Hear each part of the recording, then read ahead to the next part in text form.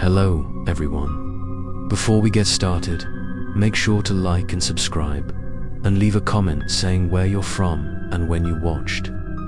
That way, YouTube will continue to show you stories like this. Now, let's get started. Jack left the church in a panic, his breath quickening and his heart pounding. He rushed through the misty street, his legs shaking but still trying to run as fast as he could towards his small house. The ghostly whispers seemed to still echo in his ears, even though he was far away from that cursed church. When the wooden door of the house slammed shut behind him, Jack leaned against the wall, cold sweat soaking the back of his shirt. He wanted to believe that it was all just a joke of the imagination, but the eyes glowing in the darkness still haunted him. That night, Jack tossed and turned, unable to sleep.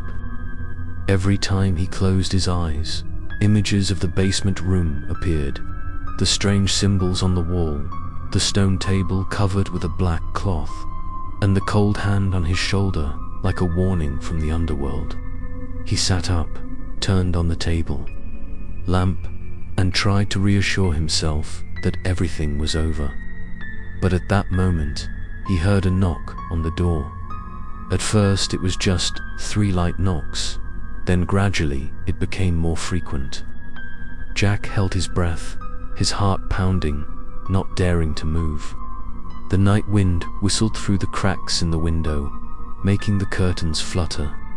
He gathered up all his courage and stepped out, opened the door a crack, but all he saw was an empty space. There was no one there. Jack shivered slightly, quickly slammed the door shut and locked it.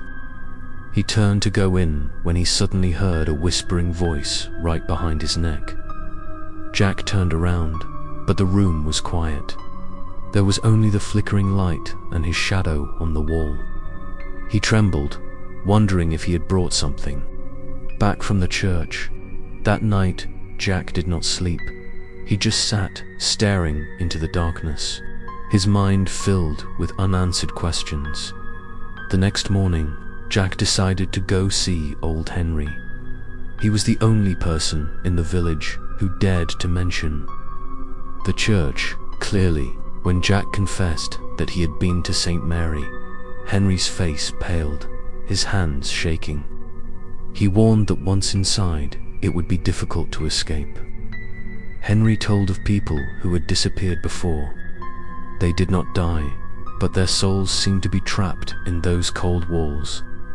It was believed that those souls were the cause of the haunted, stories that lasted for centuries. Jack listened silently, but his heart was full of conflict. Part of him wanted to leave this village immediately, but the other part urged him to go back to find out the truth. The greater the fear, the stronger the curiosity. He knew that if he left now, he would live forever in the haunting. That night, Jack had another dream. In the dream, he saw himself standing in the middle of the church. Everything was immersed in a dim red light. On the stone table, the black cloth had been completely pulled down, revealing a cracked stone coffin. From inside, skinny arms reached out, trying to grab him. He woke up with a start, cold sweat pouring out. But what made him freeze was that on his hand there was clearly a purple bruise, exactly the shape of a hand. There was no doubt that what Jack had experienced was not just a dream. That thing had crossed the boundary between sleep and reality, and was gradually pulling him into its vortex. The next morning, Jack decided to take out his camera to review the photos taken inside the church. But when he scrolled to the last photo, he felt cold. In the frame, right behind him was a blurry figure, a blurred face and bright eyes. It had clearly been there, observing him all this time. The feeling of unease grew heavier and heavier. Jack decided to look for more clues. He went to the village's small library, rummaging through old documents.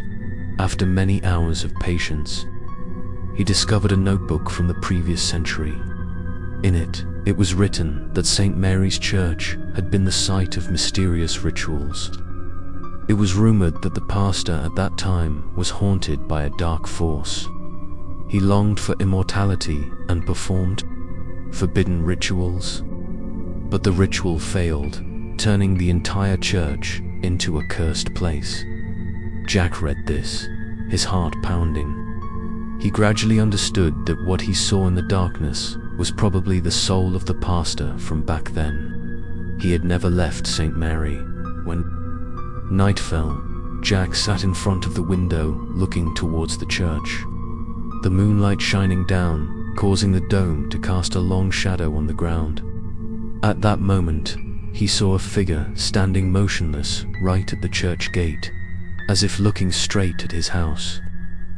Jack shivered, lowered the curtain, but that image was deeply imprinted in his mind. Jack knew that to escape this obsession, he had to return to the church, directly facing that ghost. But was that the way out, or the final trap that the dark force had set?